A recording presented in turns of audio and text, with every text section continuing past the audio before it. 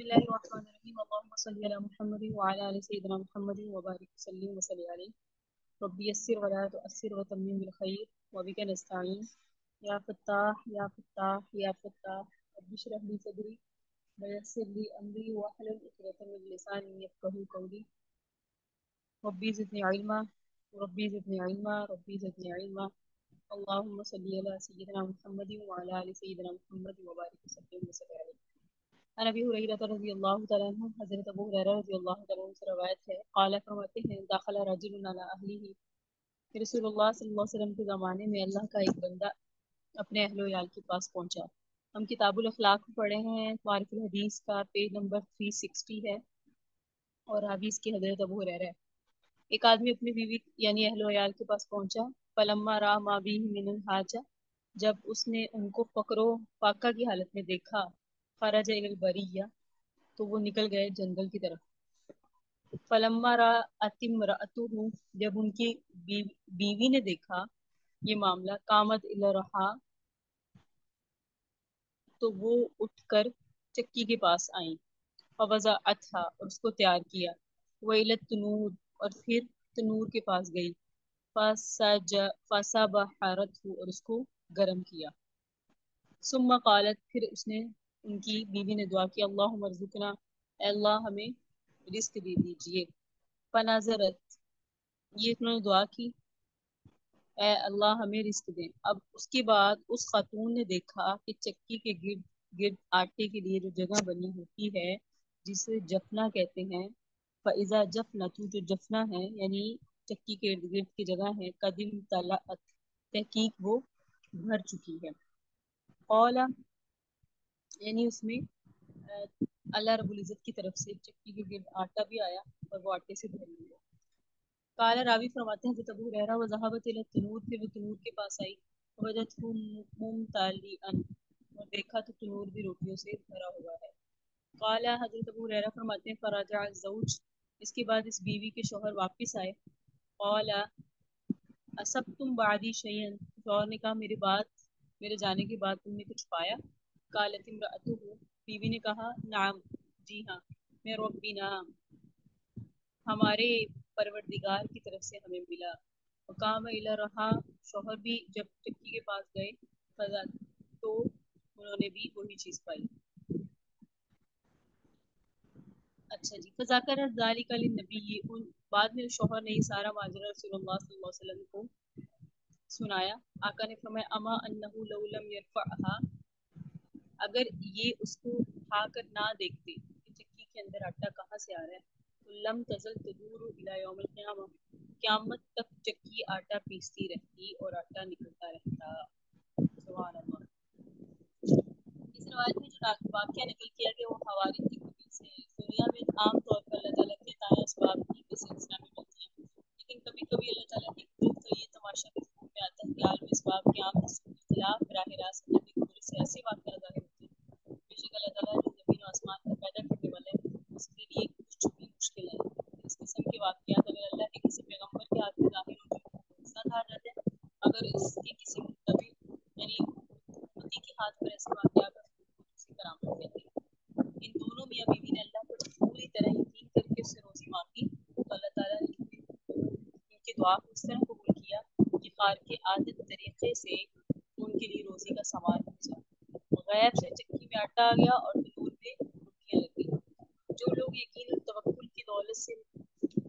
محروم اور اللہ کی قدرت کی وسعتوں سے ناآشنا ہیں، ان کے دلوں میں شاید اس قسم کی روایات کو شبہات اور وساوس پیدا ہوتے ہوں، لیکن اللہ کے جن بندوں کو یقین، توکل اور اللہ کی صفات کی معرفت کا کچھ حصہ ملا ہے، ان کے لیے ایسے واقعات میں کوئی چمبے کی بات نہیں، کیونکہ اللہ نے فرمایا وَمَن يَتَوَکَّلْ عَلَى اللَّهِ، جو کوئی اللہ پر بھروسہ کرتا ہے تو اس کے کام بنانے کی اللہ ہی کافی ہوتا ہے۔ عن سعد رضی اللہ تعالیٰ عنہ، سعد رضی اللہ تعالیٰ عنہ سے روایت ہے، قال فرماتے ہیں قال رسول اللہ صلی اللہ علیہ وسلم، کہ اللہ کے رسول صلی اللہ علیہ وسلم نے فرمایا من سعادت ابن آدم، آدم کی نیک بختی، رضاء بما کفى اللہ له، اور خوش نصیبی میں سے یہ ہے اللہ کی طرف سے اس کے لیے جو فیصلہ ہو اس پہ راضی۔ یعنی ابن آدم کی نیک بختی یہ ہے رضا ہو وہ راضی ہو بما اس پر قسم اللہ له جو اللہ نے اس کے لیے فیصلہ کیا ومن شقاوتی ابن آدم اور ابن آدم کی بدبختی یا بد نصیبی یہ ہے ترک استخارت اللہ وہ اللہ تعالیٰ سے اپنے خیر و بھلائی کا طالب نہ ہو ومن شقاوت ابن آدم اور ابن آدم کی بد نصیبی یہ ہے سخطہ بما کفى اللہ له تو ناراض رہے اس فیصلے پہ جو اللہ نے اس کے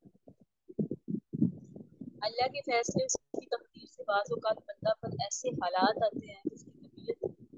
اور چاہت کے خلاف ہوتی ہے ایسے موقع پر بندے کی سعادت اور نیک بختی یہ ہے کہ اللہ تعالیٰ کو عالم بالکل اور حکیم مطلق اور رؤوف بالعباد یقین کرتے ہوئے اس کے فیصلے پہ راضی ہے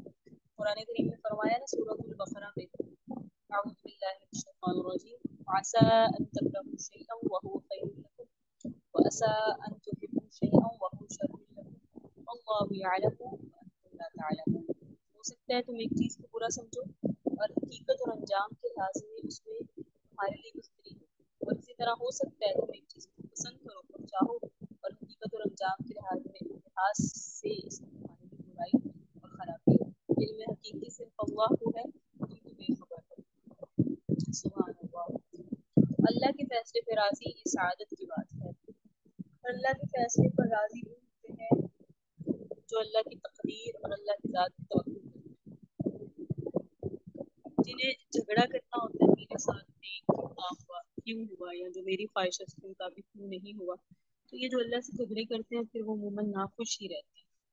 اس حدیث میں یہ فرمائی گئی ہے دوسری بات کہ بندے کے لیے ضروری ہے کہ وہ اللہ تعالیٰ سے برابر یہ دعا کرتا رہے کہ اس کے نزدیک بندے کے لیے جو خیر ہو اسی کا اس کے لیے فیصلہ کیا جائے حضور نے فرمایا کہ بندے کا اپنے لیے اللہ تعالیٰ سے خیر نہ مانگنا بندے کی بڑی بد نصیبی اور بدبختی ہے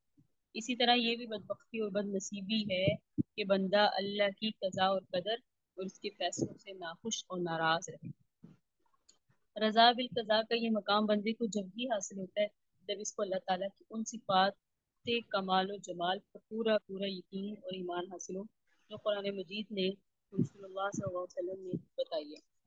اور پھر اس معرفت اور اس ایمان و یقین کے نتیجے میں اللہ کی محبت اس کے دل میں رچ بس گئی ہو ایمان و محبت کی اس کا مقام پر پہنچ جانے کے بعد انسان کے دل میں پھر یہ صدا ہوتی ہے یہ فارسی کا شعر ہے بہرحال کہ مطلب یہ ہے کہ ہر چیز میں اللہ کی محبت پھر غالب آ جاتی ہے پھر انسان کو لگتا ہے کہ میرا رب اس معاملے میں راضی ہے تو جس سے میرا رب راضی اس سے میں بھی راضی یعنی اگر میرے رب کی رضا یہ فیصلہ ایسا ہونا چاہیے اس میں ہے تو میری رضا بھی یہی ہے تو اللہ سے توکل اور اللہ کی رضا مانگنی چاہیے اور اللہ کے فیصلے میں راضی رہنا سیکھنا چاہیے یہ بھی اخلاق ہے آگے بہت زیادہ اہم ٹاپک ہے وہ ہے اخلاص اور للہیت اور نامومنود آج دور حاضر میں جس چیز کی سب سے زیادہ کمی ہے وہ ہے اخلاص اور اس کی اہمیت کتنی ہے یہ احادیث سے ہمیں اندازہ ہوگا رسول اللہ صلی اللہ علیہ وسلم کے ذریعے انسانی دنیا کو اخلاق حسنہ کی جو تعلیم و ہدایت ملی ہے کتاب کے مصنف مولانا منظور نعمانی صاحب فرماتے ہیں ساجد کے نزدیک اس کی تکمیل اخلاص الالہیت کی تعلیم سے ہوتی ہے یعنی اخلاص الالہیت کتاب الاخلاق کا آخری تکمیلی سبب اور روحانی و اخلاقی بلندی کا آخری زینہ ہے اس اخلاص الالہیت کا مطلب یہ ہے کہ ہر اچھا کام یا کسی کے ساتھ اچھا برتاؤ صرف اس لیے اور اس نیت سے کیا جائے ہمارا خالق و پروردگار ہم سے راضی ہو ہم پر رحمت فرمائے اور اس کی ناراضگی اور غضب سے ہم محفوظ رہیں رسول اللہ صلی اللہ علیہ وآلہ وسلم نے بتایا ہے کہ تمام اچھے اخلاق اور اعمال کی روح اور جان یہی اخلاص نیت ہے اگر بظاہر اچھے سے اچھے اعمال و اخلاق اس سے خالی ہوں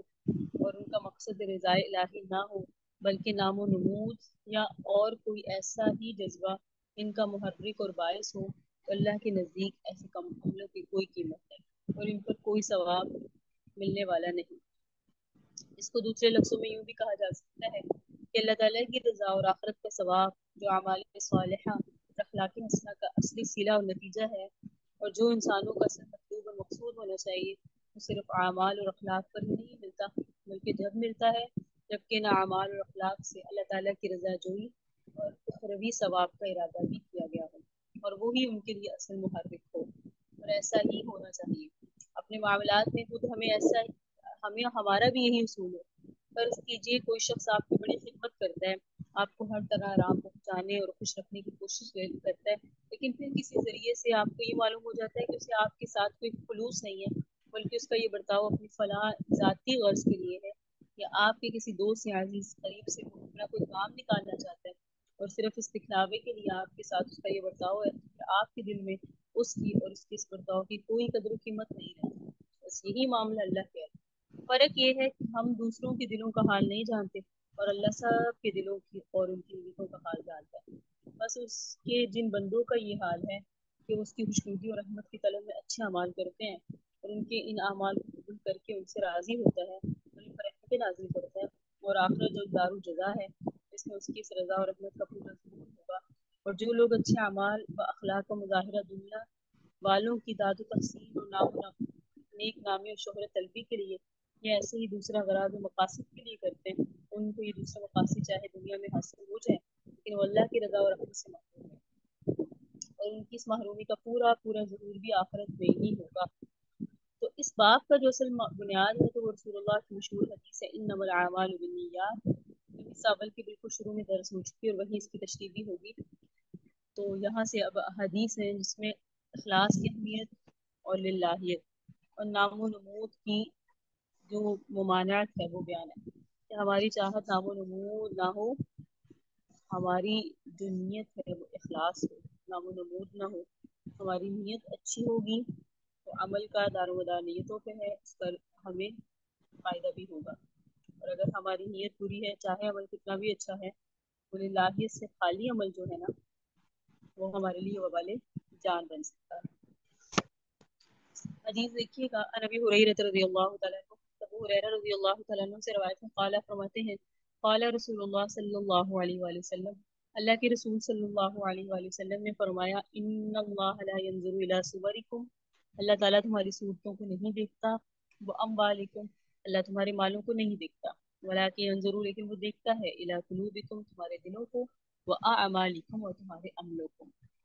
مطلب یہ ہے اللہ کے یہاں مقبولیت کا معیار کسی کی شکل و صورت یا اس کی دولت و مندی نہیں ہے، بلکہ دل کی درستگی اور نیک کرداری ہے۔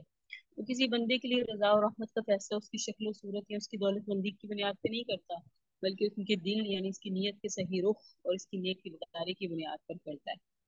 ان اللہ، قرآن یہ ایک جگہ ہے، ان اللہ لا ينظر الى اجسادکم ولا الى صورکم واعمالکم ولکن ينظر الى قلوبکم، اللہ تمہارے جسموں اور تمہاری صورتوں، تمہارے صرف ظاہری اعمال کو نہیں دیکھتا بلکہ تمہارے دلوں کو دیکھتا ہے۔ یہ الفاظ ان حقیقت کے ادا کرنے میں زیادہ صحیح اور واضح اور زیادہ صریح ہے کہ مقبولیت کا اصل دار و مدار دل کے رخ کی صحت یعنی نیت کی درستگی پر ہے۔ اگر کسی شخص کا عمل بظاہر اچھے سے اچھا ہو لیکن اس کا دل اخلاص سے خالی ہو، اس کی نیت درست نہیں ہوگی تو وہ عمل ہرگز قبول نہیں ہوگا۔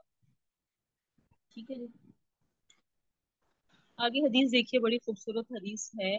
اخلاص کی برکت اور تاثیر اور طاقت کس قدر ہے اس پر روایت ہے عبداللہ بن عمر سے، عن ابن عمر عن نبی صلی اللہ علیہ وسلم، حضرت عبداللہ بن عمر رضی اللہ تعالیٰ عنہ سے روایت فرماتے ہیں بینما، اسی دوران سراست تین نفرین آدمی یتماشون احدهم المطر، ان تین آدمی تھے کہ ان کو بارش نے گھیر لیا، یتماشون گھیر لیا ان کو، مطر بارش نے، فمالوا الی غار فی الجبل،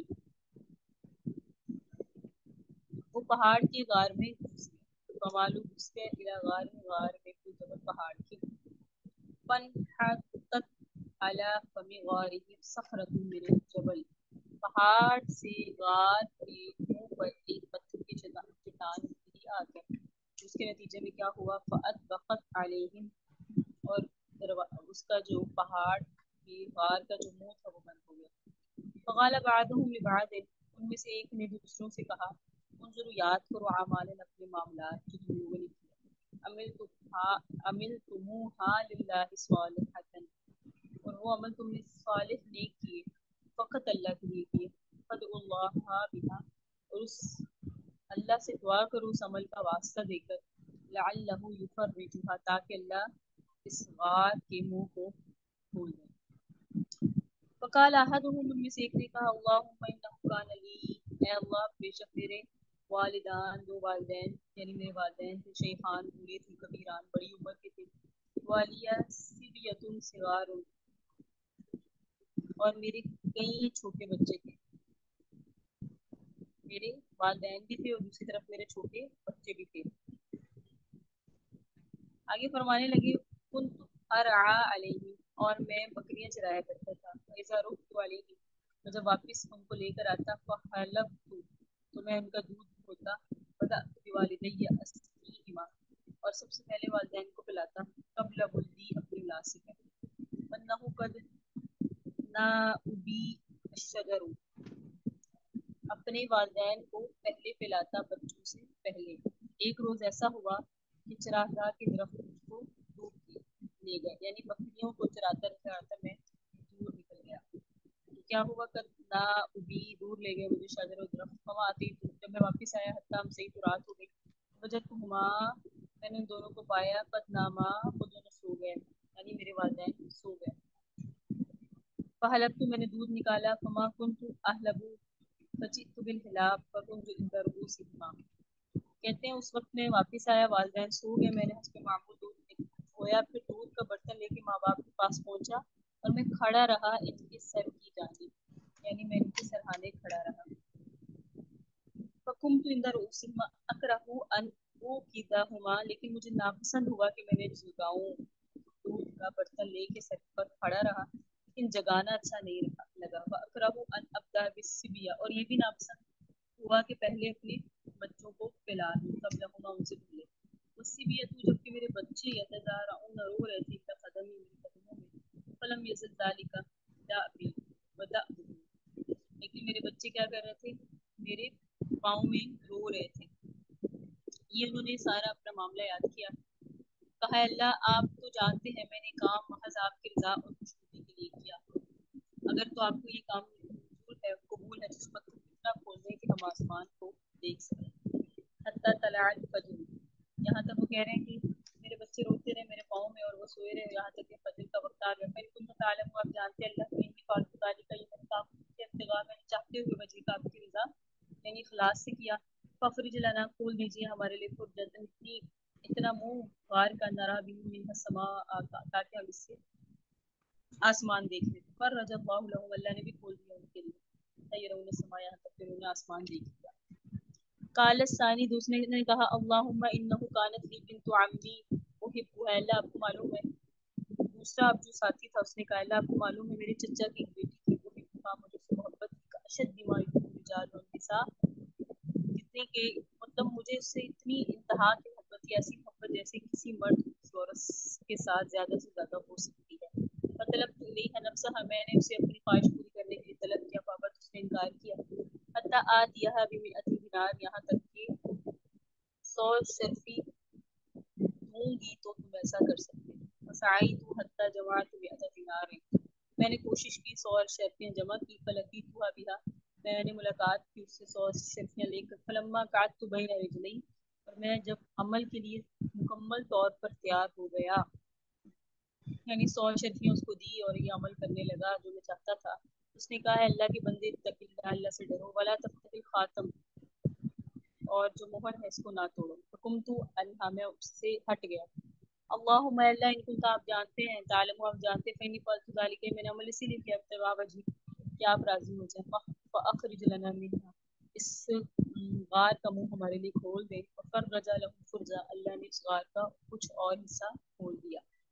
वकाल अल आखरू, दूसरे ने कहा, यानी तीसरे ने कहा, आखिरी ने कहा, अल्लाहुम्मा इन कुंत इस्ताजरतु अजीरन,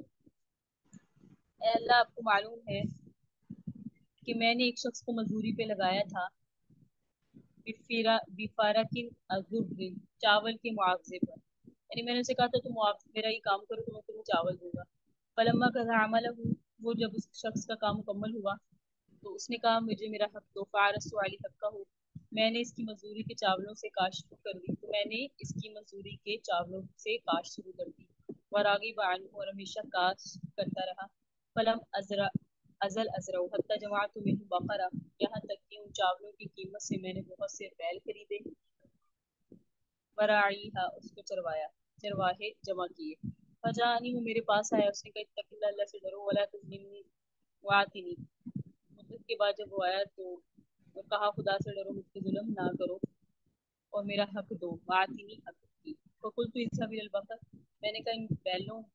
वराईहा और चरवाहों को ले जाओ, फिर तुम्हारा हक है। उसने कहा इत्तक़िल्लाह, अल्लाह से डरो, वला तहज़अ बी, और मुझसे मजाक न करो। मैंने कहा इन्नी ला अहज़अ बिकी, मैं आपसे मजाक नहीं कर रहा, बैल आपके हक थे, चरवाहे भी आपके हक में। फखुज़ बिज़ालिकल बकर, उसने बैल लिए, वराईहा और चरवाहों को लिया, अखज़हु, उसको ले लिया, फंतलक बिहा, वो लेकर चला गया। अल्लाह फ़इन कुंता तालमु, आप जानते हैं, इन्नी फ़अलतु ज़ालिका इब्तिगा वजहिक, ये मैंने अमल आपकी रज़ा के लिए किया। फ़फ़रिग़ मा बकिया, बाकी हिस्सा भी खोल दीजिए। फ़रजल्लाहु अन्हुम, अल्लाह ने बात का पूरा मुंह उन पर खोल दिया।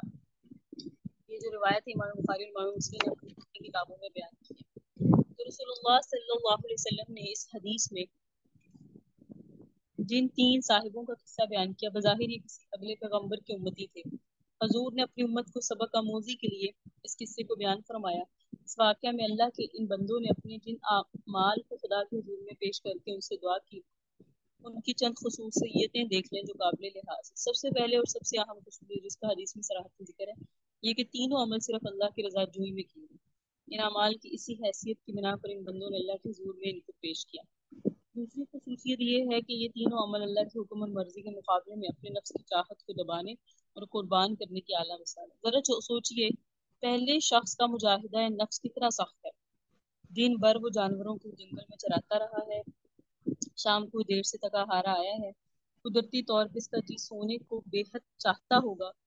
बल्कि वो सोने के लिए मुस्तिर और बेकरार होगा, लेकिन चूंकि माँ बाप बिला दूध पिए सो गए और ये अल्लाह की रजा इसी में समझता था कि जिस वक्त नींद से उनकी आंख खुले ये उनको दूध पिला दे,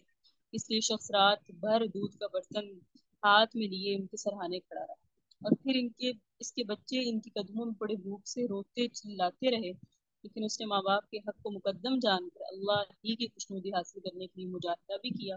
कि बूढ़े माँ बाप से पहले अपने प्यारे बच्चों को भी दूध ना पिलाया जाए। यहाँ तक इसी हाल में सुबह हो गई।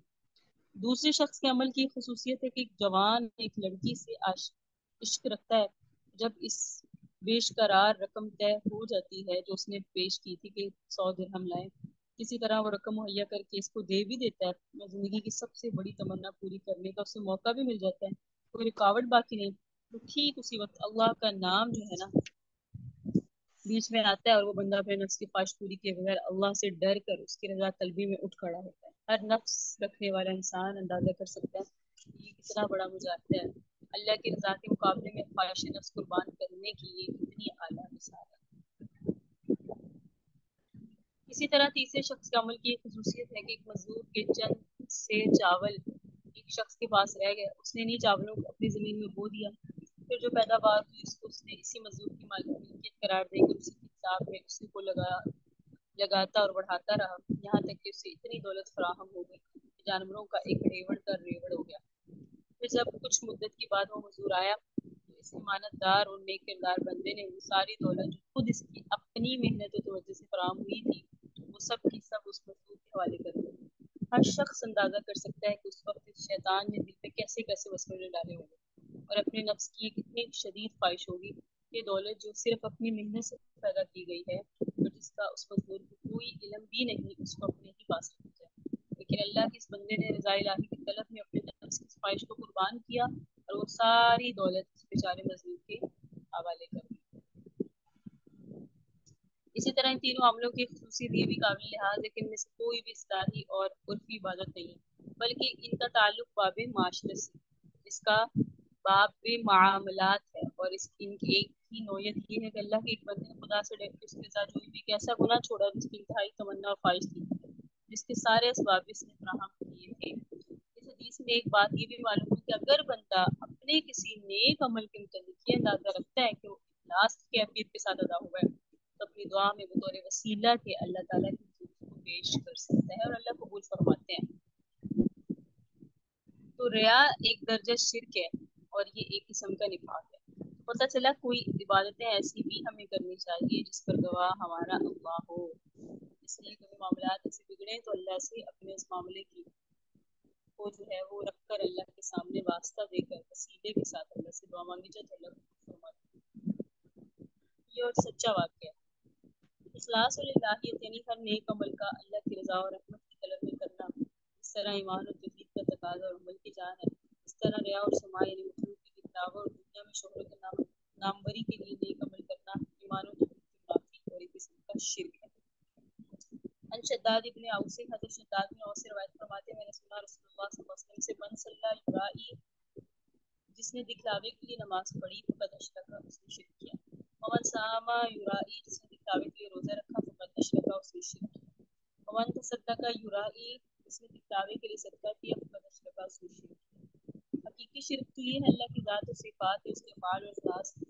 خاص حقوق میں کسی دوسرے کو شریک کیا جائے، اللہ کے سوا کسی اور کی بھی عبادت کی جائے، کہ وہ شرک حقیقی، شرک جلی اور شرک اکبر ہے، جس کی قرآن مجید میں اعلان فرمایا کیا مسلمانوں کا بنیادی عقیدہ ہے جس کو کرنے والا ہرگز ہرگز نہیں بخشا جائے گا، وہ ہوتا ہے شرک حقیقی۔ لیکن بعض اعمال و اخلاق ایسے بھی ہیں جو گرچہ اس معنی میں شرک نہیں ہے لیکن ان میں اس شرک کا تھوڑا سا بہت شائبہ ہے۔ انہی میں سے ایک یہ بھی ہے کہ کوئی شخص اللہ کی عبادت یا کوئی نیک عمل اللہ کی رضا کے لیے، اس کی رحمت علی کے بجائے لوگوں کے دکھلاوے کے لیے، یعنی اس غرض سے کرے کہ لوگ اس کو عبادت گزار اور نیکوکار سمجھے، اس کے معتقد ہو جائیں، اسی کو ریا کہا جاتا ہے۔ یہ گرچہ حقیقی شرک نہیں ہے لیکن ایک درجے کا شرک اور ایک قسم کا نفاق اور سخت درجے کا گناہ ہے۔ ایک دوسری حدیث میں اس کو شرک خفی اور شرک اصغر کہا گیا ہے۔ اگلی روایت ہے نبی سعید خدری رضی اللہ تعالیٰ عنہ، ابو سعید خدری رضی اللہ تعالیٰ عنہ سے روایت ہے، قال فرماتے ہیں خرج علینا رسول اللہ صلی اللہ علیہ وسلم، ایک دن رسول اللہ صلی اللہ علیہ وسلم اپنے حجرہ مبارک سے نکل کر ہمارے پاس تشریف لائے، ونحن نتذاکر المسیح الدجال، اس وقت ہم لوگ آپس میں مسیح دجال کا کچھ تذکرہ کر رہے تھے۔ آقا نے فرمایا الا اخبرکم بما ہوا، کیا میں تمہیں وہ چیز نہ بتاؤں جو میرے نزدیک تمہارے لیے دجال سے بھی زیادہ خطرناک ہے، اخوف علیکم من المسیح، جو میرے نزدیک تم پر دجال سے زیادہ خطرناک ہے۔ قلنا، ہم نے کہا کیوں نہیں یا رسول اللہ، کہنے فرمایا شرک خفی ان یقوم الرجل یصلی فیزید صلواته بما یری من نظر الرجل، آپ نے فرمایا شرک خفی ہے کہ آدمی نماز پڑھنے کے لیے کھڑا ہو کہ اپنی نماز کو اس لیے لمبا کر دے کہ کوئی آدمی اس کو نماز پڑھتا دیکھ رہا ہے۔ رسول اللہ کی اس ارشاد کا مطلب غالباً یہی کہ دجال جس کھلے شرک و کفر کی دعوت دے گا اور جس کے لیے وہ لوگوں کو مجبور کرے گا، مجھے اس کا زیادہ خطرہ نہیں ہے کہ میرا کوئی سچا امتی اس کی بات ماننے کے لیے آمادہ ہو، لیکن مجھے اس کا خطرہ ضرور ہے کہ شیطان تم کو ایسے شرک میں مبتلا کرے گا جو بالکل کھلا ہوا شرک نہیں بلکہ خفیف قسم کا شرک ہے۔ اس کی مثال آپ نے یہ دی، نماز اس لیے لمبی اور بہتر پڑھی جائے کہ دیکھنے والا معتقد ہو جائے۔ رسول اللہ نے ایک دفعہ اپنی امت کی شرک میں مبتلا ہونے کا خطرہ ظاہر فرمایا تو بعض صحابہ نے عرض کیا یا رسول اللہ کیسا ہوگا، آپ کی بعد آپ کو شرک میں مبتلا ہوگی؟ آقا نے فرمایا یہ تو اطمینان ہے کہ میری امت چاند سورج کو اور پتھروں اور بتوں کو نہیں پوجے گی، لیکن یہ ہو سکتا ہے کہ ریا والے شرک میں مبتلا ہو جائے، یعنی لوگوں کو دکھلانے کے لیے، بڑے بننے کے لیے، معتقد نہیں بننے کے لیے، لوگ ہمیں سمجھیں کہ ہم تو بہت نیک ہیں۔ اللہ معاف فرمائے، مجھے 2 منٹ دیجیے گا۔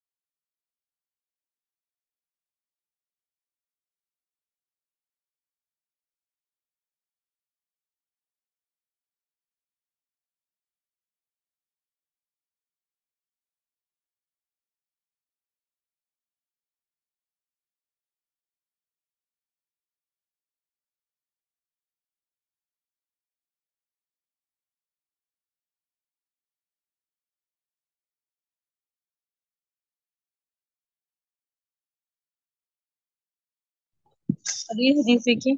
محمود بن لبید، محمود بن لبید، مطلب محمود بن لبید سے روایت ہے کہ نبی صلی اللہ علیہ وسلم نے فرمایا ان اخوف ما اخاف علیکم، مجھے تمہارے بارے میں سب سے زیادہ خطرہ جو ہے وہ الشرک الاصغر، شرک اصغر کا ہے۔ صحابہ نے عرض کیا وما الشرک الاصغر، شرک اصغر کا کیا مطلب ہے؟ آقا نے فرمایا الریا، یعنی کوئی نیک کام لوگوں کے دکھلاوے کے لیے کرنا، ارشادات کا اصل مقصد و منشا اپنے امتیوں کو اس خطرے سے باخبر کرنا ہے تاکہ وہ ہوشیار رہیں اور اس خفی قسم کے شرک میں بھی اپنے دلوں کی حفاظت کرتے رہیں۔ ایسا نہ ہو کہ شیطان ان کو اس خفیش قسم کے شرک میں مبتلا کر کے تباہ کرتے۔ عن ابی ہریرہ رضی اللہ تعالیٰ عنہ، حضرت ابو ہریرہ رضی اللہ تعالیٰ عنہ سے روایت ہے، فرماتے ہیں کہ رسول اللہ صلی اللہ علیہ وسلم نے فرمایا، قال اللہ تعالی انا اغنی الشرکاء عن الشرک، میں شرک اور شرکت سے سب سے زیادہ بے نیاز ہوں۔ یعنی جس طرح اور شرکا شرکت پر راضی ہوتے ہیں اور اپنے ساتھ کسی کی شرکت منظور کر لیتے ہیں، اس طرح میں راضی نہیں ہوتا اور کسی کی ادنا شرکت گوارا نہیں کرتا، ہر قسم کی شرکت سے بالکل بے نیاز اور سخت بیزار ہوں۔ فمن عمل عملا اشرک فیہ معی غیری ترکہ وشرکہ، بس جو شخص کوئی عمل کرے جس میں میرے ساتھ کسی اور کو بھی شریک کرے تو میں اس کو اور اس کی شریک کو دونوں کو چھوڑ دیتا ہوں۔ اللہ، یعنی میں اس عمل کو قبول ہی نہیں کرتا۔ ایک روایت میں فانا منہ بری هو للذی عملہ، میں اس کے اس عمل سے بری ہوں جو عمل کرتا ہے۔ عن ابی سعید بن ابی فضالہ، حضرت سعید بن ابی فضالہ سے روایت ہے، رسول اللہ صلی اللہ علیہ وسلم نے فرمایا، اذا جمع اللہ الناس یوم القیامہ، جب اللہ تعالیٰ قیامت کے دن سب کے آنے، جس کے آنے میں کوئی شک نہیں ہے، سب آدمی کو جمع کریں گے، نادى منادن، تو ایک ندا دینے والا ندا دے گا، من کان اشرک فی عمل، کہاں ہے وہ جس نے اپنے عمل میں شرک کیا ہے، عملہ للہ احدا فیطلب ثوابہ من عند غیر اللہ، اب وہ اپنے عمل کا ثواب بھی کسی اور سے مانگے، فإن اللہ اغنى الشرکاء من الشرک، کیونکہ اللہ تعالیٰ سب شرکا سے زیادہ بے نیاز ہیں شرک سے۔ اللہ پاک ہم سب کو محفوظ فرمائے، شرک کی مذمت کی بات سمجھے۔ دونوں حدیثوں سے جو بھی آپ کے سامنے 256 اور 257 حدیث پڑھی، ہمیں یہ پیغام حاصل ہوتا ہے کہ اللہ تعالیٰ صرف اس نیک عمل کو قبول کرتا ہے اور اسی پر ثواب دے گا جو اخلاص کی کیفیت کے ساتھ صرف اس کی رضا اور رحمت کی طلب میں کیا گیا ہو۔ اس کے برخلاف جس عمل سے اللہ کے سوا کسی اور کی خوشنودی یا اس سے کسی قسم کی نفع اندوزی مطلوب اور مقصود ہو، اللہ تعالیٰ اس کو بالکل قبول نہیں کرے گا، وہ نہایت بے نیاز اور شرک کی لگاوٹ سے بیزار ہے۔ یہ انجام تو اعمال کے ہیں جو اللہ کے لیے کیے جائیں، لیکن نیت میں پورا خلوص نہ ہو بلکہ کسی طور پر اللہ کے سوا کسی اور کی بھی لگوبٹ ہو، لیکن جو نیک اعمال محض ریاکارانہ طور پہ کیے جائیں، اس سے صرف نام و نمود، دکھلاوا، شہرت، لوگوں سے خراج عقیدت یا خراج تحسین وصول کرنا مقصد ہو، تو وہ نہ صرف یہ کہ مردود قرار دے کر ان کے عمل کرنے والوں کے منہ پہ مارے جائیں گے، بلکہ یہ ریاکار اپنے انہی اعمال کی وجہ سے جہنم میں ڈالے جائیں گے۔ اور موجودہ دور میں اخلاص بہت ضروری ہے، اخلاص کی بہت زیادہ کمی ہے، کیونکہ موجودہ دور میں لوگ کیا کرتے ہیں کہ اخلاص سے عمل نہیں کرتے، ریاکاری بہت آ جاتی ہے، اور ریاکاری کی نا بہت زیادہ حالات بھی ریاکاری والے ہوتے ہیں۔ کوئی بھی نیک عمل کیا سوشل میڈیا پر ڈال دیا، ایون عمرہ بھی کر رہے ہیں تو تصویریں لے کے نا سوشل میڈیا میں ڈال رہے ہیں، پیچھے روزہ رسول ہے اور تصاویر ہیں، تصویر کشی ہو رہی، پیچھے بیت الحرام ہے، بیت اللہ شریف ہے، اور تصویر کشی اور اپنی عبادات کی تصاویر، یہ چیزیں ایسی ہیں جس سے ایک ہے رغبت کے لیے کہ لوگ اس کام میں آئیں، لوگ جڑے، جیسے ابھی اگر مجموعی طور پر بات کی جائے، ہم کوئی پڑھا رہے ہیں، ہم نے کوئی چیز فلائر بنائے، اس کو شیئر کیا، زیادہ سے زیادہ کی، وہ کام تو ہونے زیادہ لوگ شرکت کر لیں تاکہ زیادہ فائدہ۔ دوسرا ہے اپنے آپ کو یہ شوق کروانا کہ میں بڑا عابد ہوں، زاہد ہوں، اور میرے معاملات دیکھیں۔ انسان کے معاملات، جیسے بھی 3 لوگوں کا آپ نے واقعہ پڑھا، اس میں ان کی عبادتیں تو نہیں تھیں، وہ سارے معاملات تھے، اللہ نے وہ معاملات قبول کیے تھے کیونکہ اخلاص سے کیے گئے تھے۔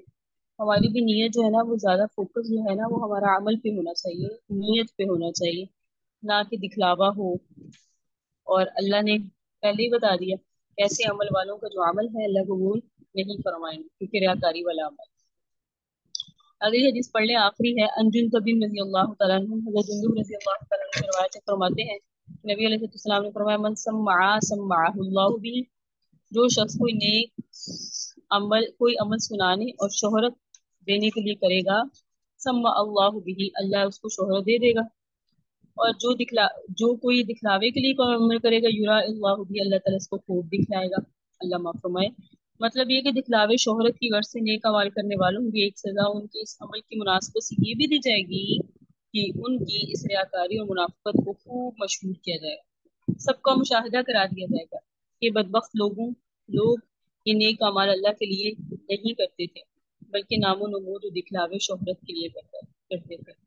الغرض جہنم کے عذاب سے پہلے ان کو یہ سزا بھی ملے گی کہ سارے محشر ان کی ریاکاری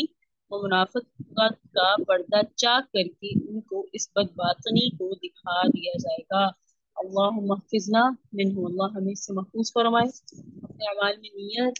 اخلاص، للہیت، نام و نمود سے پاک، ریاکاری سے پاک عمل ہونا بہت ضروری ہے۔ چاہے عمل ہو، چاہے عبادت ہو، چاہے آپ کے ذکر اذکار ہوں، آپ کے معاملات ہوں، اس میں ریاکاری سے پاک ہونا اور اخلاص کا عنصر غالب ہونا یہ بہت زیادہ ضروری ہے۔ اور دور حاضر میں اپنے بہت سارے اعمال پر گواہ صرف اللہ کو بنانا چاہیے، اور اپنے نیک کاموں کو حد الامکان کوشش کریں اپنی عبادات کو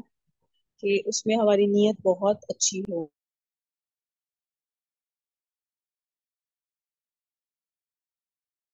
نیت اچھی ہو، اخلاص ہو، دکھلاوا نہ ہو تو اللہ پاک اس کا اثر بھی دیتے ہیں، اور پھر اگر تو آپ عمل کر رہے ہیں اور آپ کو اس کا فائدہ نظر آ رہا ہے ایمانی طور پہ، تو پھر آپ کا عمل قبول ہے۔ آپ عمل کر رہے ہیں، علمی اعتبار سے پڑھ رہے ہیں، لیکن آپ کو عملی اعتبار سے آپ کو اپنا فائدہ نظر نہیں آ رہا، تو پھر اس پہ غور و فکر کرنے کی ضرورت ہے کہ ایسا نہ ہو کہ وہ عمل اللہ کے ہاں قبول ہی نہیں ہے، اس لیے اس کا فائدہ بھی نظر نہیں آ رہا۔ اللہ پاک ہم سب کو اخلاص کی دولت سے سرفراز فرمائے، اور ہم نے اخلاق پڑھیں، ہمیں نبی علیہ السلام کے پڑھے ہوئے ارشادات میں عمل کرنے کی، اللہ پہ توکل بڑھنے کی، اور دین کو پڑھنے، پڑھانے، پھیلنے اور کھلانے کی توفیق عطا فرمائے۔ هذا هو المنام، والله اعلم بحقيقة الكلام، ربنا تقبل منا انك انت السميع العليم وتب علينا انك انت التواب الرحيم، صلى الله تعالى على حبيب خير خلقه محمد وعلى اله واصحابه وذرياته اجمعين وبرحمتك يا ارحم الراحمين۔